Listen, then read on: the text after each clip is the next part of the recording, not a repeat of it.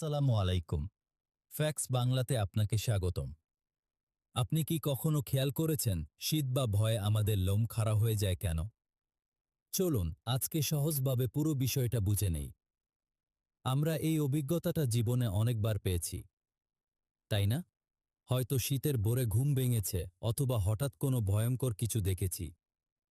শরীরের ওপর একটা কাঁটা দিয়ে ওঠার মতো অনুভূতি হয় আর চামড়ার ওপর ছোট ছোট দানার মতো উঠে আসে। সঙ্গে সঙ্গে আমাদের লোমগুলোও সোজা হয়ে দাঁড়িয়ে যায়। এই দৃশ্যটা এতটাই সাধারণ যে আমরা খুব কমই এর পেছনের কারণটা ভাবি। কিন্তু কখনো কি ভেবে দেখেছেন কেন আমাদের শরীর এমনটা করে? কী কারণে আমাদের অজান্তেই এমন একটা প্রতিক্রিয়া ঘটে? আজকের ভিডিওতে আমরা এই অদ্ভুত কিন্তু দারুণ ঘটনাটির পেছনের বিজ্ঞানটা জানব। এটা কোনো জাদু নয়, বরং আমাদের শরীরের এক অসাধারণ প্রতিরক্ষা ব্যবস্থা।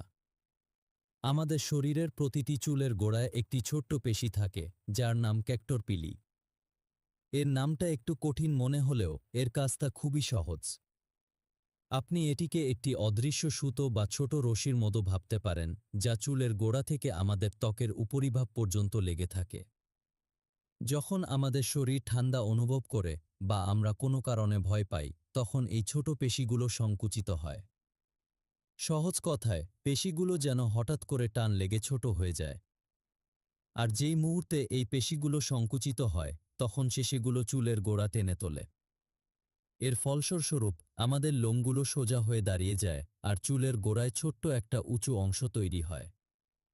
এটাই হলো সেই দৃশ্য যাকে আমরা গোসবাম্পস বা লোম খাড়া হওয়া বলি। এখন প্রশ্ন হলো, শরীর কেন এই কাজটা করে? এর পেছনে দুটি প্রধান কারণ আছে, যার মূলটা লুকিয়ে আছে আমাদের বিবর্তনের ইতিহাসে। প্রথম কারণ হলো শরীরকে উষ্ণ রাখা বা ঠান্ডা থেকে বাঁচানো। আমাদের পূর্বপুরুষদের শরীরে এখনকার চেয়ে অনেক বেশি লোম ছিল। যখন তাদের ঠান্ডা লাগত, তখন এই ক্যাক্টর পিলি পেশিগুলো সংকুচিত হয়ে লোমগুলোকে সোজা করে দিত। ঠিক যেমন করে একটি পাখি তার পালক ফুলিয়ে রাখে ঠান্ডা থেকে বাঁচার জন্য। যখন লোমগুলো সোজা হয়ে যায়, তখন সেগুলো ত্বকের কাছাকাছি একটি বাতাসের স্তর আটকে রাখে। এই বাতাস একটি অন্তরক বা ইনসুলেটরের কাজ করে, যা শরীরের ভেতরের তাপ বাইরে যেতে দেয় না। এতে শরীর গরম থাকে। কিন্তু এখন প্রশ্ন আসতে পারে, মানুষের শরীরে তো অত ঘন লোম নেই, তাহলে আমাদের ক্ষেত্রে এর কাজটা কি? সত্যি বলতে, আধুনিক মানুষের ক্ষেত্রে এই প্রক্রিয়াটা ঠান্ডা থেকে শরীরকে উষ্ণ রাখার ক্ষেত্রে খুব একটা কার্যকর নয়। কারণ আমাদের লোম পাতলা। কিন্তু এটি আমাদের পূর্বপুরুষদের সেই স্বয়ংক্রিয় ব্যবস্থারই একটি অবশিষ্ট অংশ, যা আজও আমাদের শরীরে টিকে আছে। এটা যেন একটি প্রাচীন রিমোট কন্ট্রোল, যা এখনও কাজ করে। যদিও এখন আর এর প্রধান কাজটা করার দরকার পড়ে না।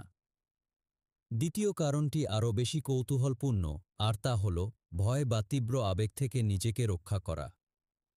ভয় পেলে বা তীব্র মানসিক চাপ অনুভব করলে আমাদের লোম খাড়া হয়ে যায়। এই সময় আমাদের স্নায়ুতন্ত্রের সিম্প্যাথেটিক অংশ সক্রিয় হয়ে ওঠে। এই অংশটা হলো আমাদের শরীরের লড়াই করো অথবা পালিয়ে যাও প্রতিটি ক্রিয়ার মূল কেন্দ্র। যখন এই ব্যবস্থা সক্রিয় হয়, তখন আমাদের শরীর থেকে অ্যাড্রিনালিনের মতো হরমোন নিঃসৃত হয়। এই হরমোন রক্তচাপ বাড়ায়, হৃদস্পন্দন দ্রুত করে এবং ক্যাক্টর পিলি পেশিগুলোকে সংকুচিত হতে সাহায্য করে।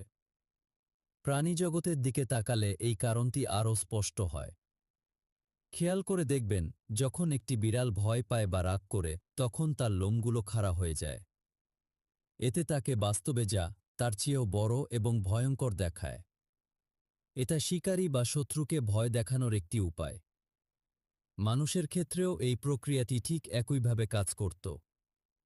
যদিও আমাদের পাতলা লোম দিয়ে আমরা এখন আর কাউকে ভয় দেখাতে পারি না, কিন্তু আমাদের শরীরের এই বিবর্তনীয় প্রতিক্রিয়াটি এটি একটি সহজাত প্রক্রিয়া, যা আমাদের ইচ্ছার বাইরেই ঘটে।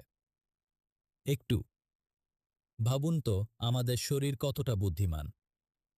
লক্ষ লক্ষ বছর ধরে এটি পরিবেশের সাথে খাপ খাইয়ে নিতে নিতে এমন সব অদ্ভুত কিন্তু কার্যকরী উপায় বের করেছে।